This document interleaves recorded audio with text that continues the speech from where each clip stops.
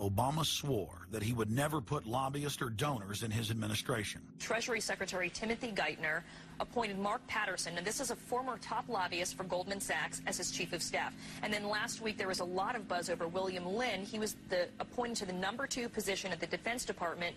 William Lynn, also a former top lobbyist for Raytheon, which is one of the 5 largest defense contractors. He has now broken all previous records by cramming his administration full of contributors and lobbyists who openly write legislation being proposed by the White House. There's a good reason Obama doesn't want to give the people or Congress any time to read the bills. I'm still needing a copy of the other 300 mysterious pages that we don't get to see here. Shortly after the 2008 election, Vice President Joe Biden confided to top supporters that it was essential that their program be implemented at lightning speed. Because their agenda was so unpopular, they knew Obama would lose support quickly. Obama's handlers were in a race to pass a raft of legislation before the people discovered that Obama was just a slicker, updated version of previous puppets. Obama is the New World Order's closer. It's his job to repackage and solidify the tyrannical policies of George W. Bush as progressive and trendy. So part of my job, I think, as president, is to make government cool again. Chris Hedges, author of Empire of Illusion, explained it succinctly. President Obama does one thing, and brand Obama gets you to believe another. This is the essence of successful advertising. You buy or do what the advertiser wants because of how they make you feel. Through Obama, the global establishment are now putting their entire program into high gear. Obama is attempting to dismantle the Second Amendment with more than a dozen victim disarmament bills now in Congress. The key is going to be, I think, for us to come together and say people do have an individual right, and there's nothing wrong with common sense gun laws. Hate crime and cyberbullying bills in the House and Senate would effectively criminalize free speech protected under the First Amendment. It is absolutely true that NAFTA was a mistake. A senior member of the Obama campaign called the Canadian government within the last month to say that when Senator Obama talks about opting out of the free trade deal, the Canadian government shouldn't worry. The operative said it's just campaign rhetoric and don't take it seriously. Campaign officials called the U.S. ambassador to Canada and say, don't worry, it's just campaign rhetoric about NAFTA. The Canadian government put out a statement indicating that this was just not true. So I don't know who the sources. It wasn't true. Amid all of the denials, sources at the highest level of the Canadian government who first confirmed that a call was made, late this afternoon reconfirmed that a call was made. President Obama is promoting the creation of a North American Union and is attempting to expand NAFTA and GATT. President Obama is pushing nation-ending blanket amnesty for more than 20 million foreign aliens living illegally inside the United States. He's also overseeing the hijacking of health care by the federal government, which will nationalize more than 20% of the U.S. economy. And you want us to believe that a government that can't even run a cash for clunkers program is going to run 1/7 of our U.S. economy. No, sir. No. Obama is continuing the transfer of national sovereignty to unelected international bodies like the United Nations and World Trade Organization.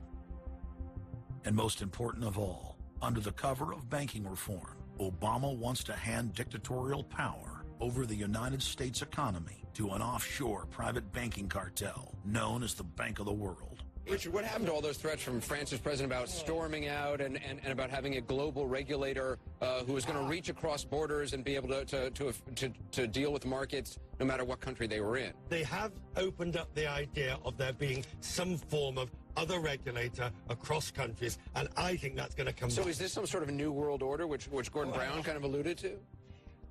I think a new world order is emerging, and with it the foundations of a new and progressive era of international cooperation. The finance heads of the 20 industrialized nations met again in late September of 2009 at the G20 summit in Pittsburgh, Pennsylvania. At that meeting, ministers called for an end to the dollar as the world reserve currency. They also called for a strengthening of global governance and called for a new world order.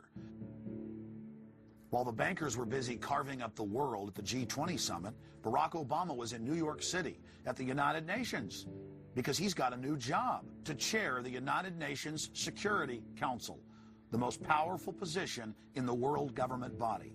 President Obama does what no other U.S. president ever has.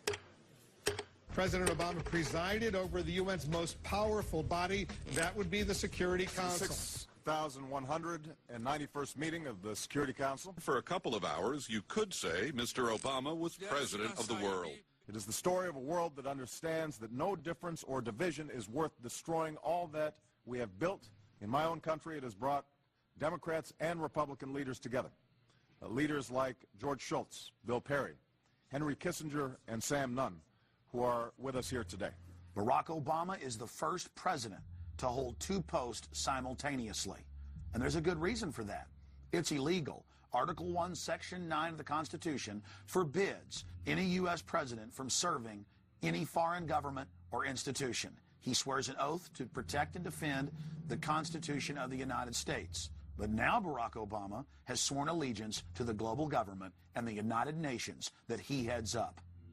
Let that sink in real good. Barack Obama now heads the United Nations Security Council. You cannot serve two masters, and Obama isn't. He's selling out the last vestiges of sovereignty that this country had. This, ladies and gentlemen, is the destruction of our nation, and it's also high treason. Obama's lies are obvious and out in the open. He hides in plain sight. And from the moment he took office, his lies have only increased, despite the fact that his ratings have dramatically dropped since Election Day, from the mid-80s to the low 40s. A large portion of Americans still gullibly hang on his every word. It is bringing entertainment to thousands of people. Through its magic, we are able to enjoy a combination of the radio, motion pictures, and the stage, right in the comfort of our own homes, simply by pushing a button and turning a dial. These cells with their electrical charges are scanned by a stream of electrons, completing 30 pictures a second. Compare that crude picture with these of today, and you can judge for yourself how far along the road to perfection television has traveled. Most people still today think that all entertainment to do with movies, drama, is therefore nothing more than their entertainment. It never ever was that case. Of course, television can't perform such miracles as this, yet. But perhaps there's no harm wishing that it could. The greatest social messages are promoted through movies and drama, high drama, through the fixation of emotive sequences, emotional sequences, not logical, factual sequences, but pushing points across in an emotional way which register and fix in the mind. So emotional content is very, very important, rather than going through an actual discussion or an argument using logic and facts. There's no debate.